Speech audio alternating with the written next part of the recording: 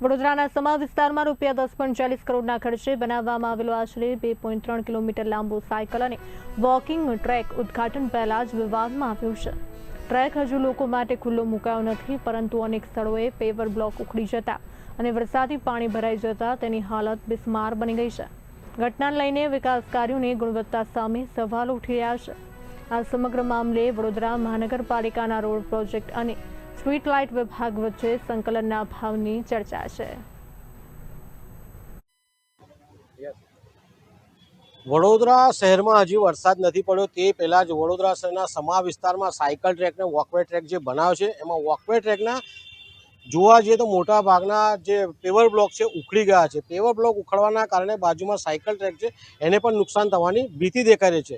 તો વડોદરા મહાનગરપાલિકા કંઈ પણ કામ કરતી હોય તેનું સુપરવિઝન નથી કરતા। તો હાલમાં જે સમામાં કામ પતી ગયું છે એનું સુપરવિઝન કરવામાં આવે, જે પણ કોન્ટ્રાક્ટર છે એની સામે કાર્યવાહી કરવામાં આવે અને સાયકલ ટ્રેક અને વોકવે ટ્રેક બંને બગડે ના તેનું ધ્યાન રાખે તેવી અમારી માંગ છે। આપે શું કામ કર્યું ત્યાં? અમે ત્યાં સાયકલ ટ્રેકની અંદર પોલ ઊભા કરીને લાઇટિંગ કરવાના છે। તો જે પાછળનો ભાગ જેની અંદર પ્લાન્ટેશન થવાનું છે, જે માટીવાળો ભાગ છે એની અંદર DWC પાઇપ કેબલ નાખવા માટે દબાયેલી છે। તો એ સંકલન નહોતું કર્યું? તમે પહેલા નહોતી કરી દેવાની કામગીરી? સંકલન કરેલું જ હતું, એમનું માટી પુરાણ થઈ એના પછી અમે આ કામગીરી ચાલુ કરેલી છે। તો રોડ પ્રોજેક્ટનું એવું કેવું છે કે સ્ટ્રીટ લાઇટ વિભાગે કામગીરી કરી અને કારણે ઉખડી ગયા? અમે કાચા ભાગની અંદર પાછળનો જે માટી પુરાણ છે ને એ ભાગની અંદર જ પાઇપ દબાવેલી છે। તો ત્યાંથી પાણી તો જાય ને? કાચા ભાગમાંથી પાણી તો જશે। તો એ તમારી ભૂલના કારણે થયું છે?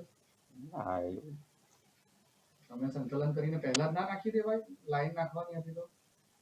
સંકલન કરીને જ એમની સાથે કામ સંકલન કરીને જ પાઇપ સાયકલ ટ્રેકનું કામ દિવ્ય શક્તિ કન્સ્ટ્રક્શનને સોંપવામાં આવેલું છે અને એ કામગીરીમાં સાયકલ ટ્રેક પ્લસ ફૂટપાથની કામગીરી સાથેનું કામ છે, જેમાં પૃથ્વીરાજ સર્કલથી છાણી કેનાલ તરફના ભાગમાં જે ફૂટપાથની કર્બિંગ છે એના પાછળના ભાગમાં સ્ટ્રીટ લાઇટ ડિપાર્ટમેન્ટ દ્વારા એમના કેબલ નાખવાની કામગીરી શરૂ થયેલી હતી અને એ પ્રોપર પ્રાથમિક દ્રષ્ટિએ સ્થળ વિઝિટ કરેલી છે અમારા એન્જિનિયરશ્રીએ અને એવું જ જણાવી આવેલ છે કે એનું પ્રોપર ફિલિંગ ન થવાને લીધે પાણી અંદર ઉતરવાથી એ થોડાક પોર્શનમાં સેટલમેન્ટ થયેલું છે પેવર બ્લોકનું, જેનું રિપેરિંગ અમે સંબંધિત કોન્ટ્રાક્ટર પાસે ગઈકાલથી શરૂ કરાવેલ છે।